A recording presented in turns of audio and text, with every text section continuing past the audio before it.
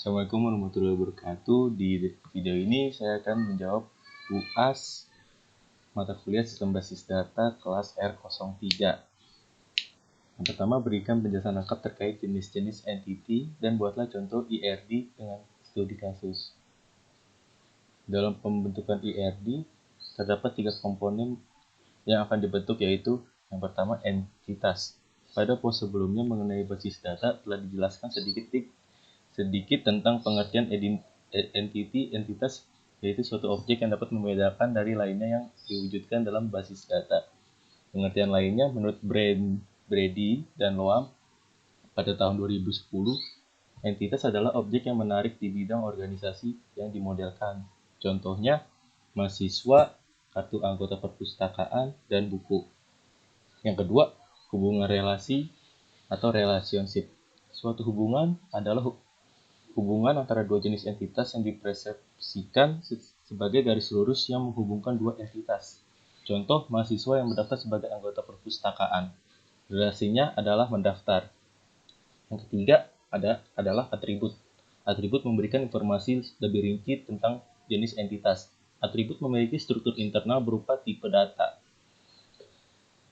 Berikut ini adalah jenis-jenis atribut. Yang pertama, atribut key. Atribut key adalah satu atau gabungan dari beberapa atribut yang dapat membedakan semua baris data, row atau record dalam tabel secara unik. Dikatakan unik jika pada umumnya yang dijadikan key tidak boleh ada baris data dengan nilai yang sama. Contoh, nomor pokok mahasiswa dan NIM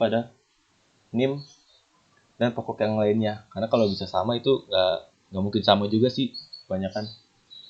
Terus yang kedua ada atribut simple, atribut yang bernilai atomik, tidak dapat dipecah atau dipilah lagi. Contoh, alamat, penerbit, tahun penerbit, dan judul buku.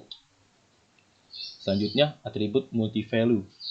Nilai dari atribut yang mempunyai lebih dari satu atau multi-value, nilai dari atribut yang bersangkutan. Contoh, dari sebuah buku, yaitu terdapat beberapa pengarang. Kadang-kadang ada buku yang pengarangnya bisa 3, 4, atau bisa lebih. Selanjutnya, atribut komposit. Atribut komposit adalah suatu atribut yang terdiri dari beberapa atribut yang lebih kecil yang mempunyai arti tertentu, yang masih bisa dipecah lagi atau mempunyai sub-atribut. Contoh, dari entitas nama yaitu nama depan, nama tengah, dan nama belakang. Atribut derivatif. Atribut yang tidak harus disimpan dalam database X atau total, atau atribut yang dihasilkan dari atribut lain, atau atribut dari suatu relationship. Atribut ini dilambangkan dengan bentuk oval yang bergaris putus-putus. Selanjutnya, derajat atau kardinalitas rasio menjelaskan jumlah maksimum hubungan antara satu entitas dengan entitas lainnya. Selanjutnya, one on one, satu dan satu. Setiap anggota entitas A hanya boleh berhubungan dengan satu anggota entitas B. Begitu pula sebaliknya. Dan ada juga yang one to many, dari satu untuk ke semua. Setiap anggota A dapat berhubungan lebih dari satu anggota B, tetapi tidak sebaliknya. Dan ada juga many to many. Setiap anggota entitas A dapat berhubungan lebih banyak dari entitas B. Dan demikian pula juga sebaliknya juga. Ini simbol-simbol untuk membuat program IRD. Yang pertama, itu entity bentuknya seperti kotak. Yang kedua, weak entity, ya, kotaknya agak ada kayak ada dua gitu di dalamnya. Yang ketiga, relationship. Yang keempat, identifying relationship. Yang kelima, atribut. Yang keenam, atribut primary key. Yang ketujuh, atribut multi-value. Yang kedelapan, atribut composite. Yang kesembilan, atribut derivatif. Contoh kasus 1. Pada saat mendaftar menjadi anggota perpustakaan fakultas, dicatatlah nama, nomor mahasiswa, dan alamat mahasiswa. Setelah itu mereka baru bisa meminjam buku di perpustakaan itu. Buku-buku yang dimiliki perpustakaan banyak sekali jumlahnya. Tiap buku memiliki data nomor buku, judul, pengarang, penerbit, dan penerbit. Satu buku bisa ditulis oleh beberapa pengarang. Tentukan entitas, atribut, dan relasi deskriptif di atas dengan cara menggambarkan IRD-nya. Identitasnya adalah mahasiswa dan KAP, kartu anggota perpustakaan, dan buku. Berikut ini sebagai penyelesaiannya. Di sini ada nama depan, nama tengah, nama belakang. Ini adalah kesatuan dari nama mahasiswa, kemudian nomor mahasiswa, alamat mahasiswa, dari mahasiswa itu sendiri, kemudian dia mendaftar untuk mendapatkan kartu akses perpustakaan dengan cara harus ada nama mahasiswa, nomor mahasiswa, alamat mahasiswa. Dia membuat KAP untuk meminjam buku.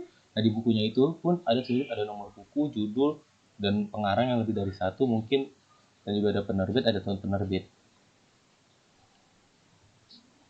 Relasinya daftar dan pinjam.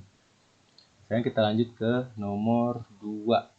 Dirikan perbedaan spesialisasi total dan sebagian dan berikan contohnya.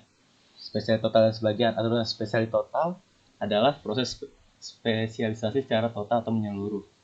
Spesial total digambarkan dengan garis ganda yang dari entitas supertype seperti ini, seperti gambar.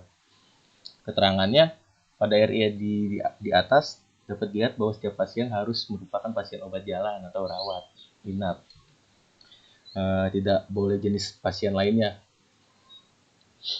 Aturan spesialisasi sebagian adalah apabila proses spesialisasi tidak menyentuh sehingga ada instansi yang tidak dapat mempresentasikan dalam subtype. Lanjut kita ke nomor 3, insertion anomaly.